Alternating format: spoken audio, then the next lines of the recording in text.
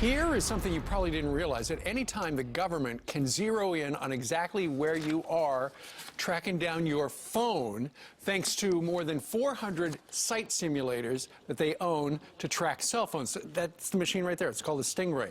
But how exactly is that used? That's the question that the House Oversight Committee is asking in their push for new rules. Here to break it down, we've got Committee Chairman Jason Chaffetz, who joins us today from beautiful Salt Lake City. Good morning to you, Chairman. Good morning. How are you? Great, great. Merry Christmas. Merry Christmas to you as well. Okay, so what is the Stingray box that apparently a number of agencies have, and they're tracking us, in some cases, without anybody knowing about it?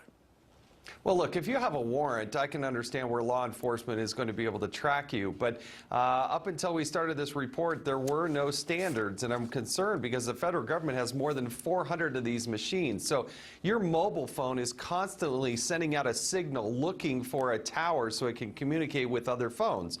Well, they have simulators that will go and they can actually understand what your telephone number is. They can look at the content. So your conversation, your text messaging, the machines, many of them are capable of doing this. And I just worry that you have agencies, everybody from the FBI to the U.S. Marshals, which I can understand if they have a warrant to use those.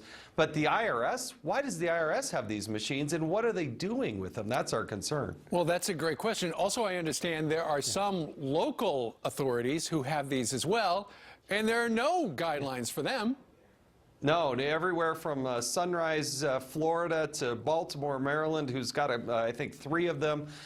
You have local law enforcement who's also using these. And what we're saying, and I have a piece of legislation called the GPS Act, and it basically says if you're going to track somebody's geolocation, that is where they physically are, then you're going to need a warrant in order to do so. But right now, there is no standard. Law enforcement is using these. We just don't know if they're using them properly. We think they're overusing them. Well, it's good. It would be nice to have some clarity, but you know, if some government agency doesn't have a warrant and they're getting some evidence from, you know, you're one of the bad guys, an evildoer, and they get some of the information from your cell phone, they couldn't possibly use that in court, could they? Well, if you look at the array of court cases that are out there, you've seen a lot of cases dropped because the defense attorney, once they figure out that this is the technology, they try to probe into that. The government is doing everything it can to be silent about this. And that's one of the concerns. And it took us more than a year in this investigation to figure out the metrics of what's happening here. We're really worried that what happens when the bad guys, say the Sinaloa cartel and others, the drug cartels, get this information, because it literally can figure out every cell phone number of those in close proximity to that simulated cell phone tower. Well, I'm glad you're looking into it at House Oversight. Going forward, in the next administration, Donald Trump has made it very clear he would like less government regulation. That's something it's got to be music to your ears.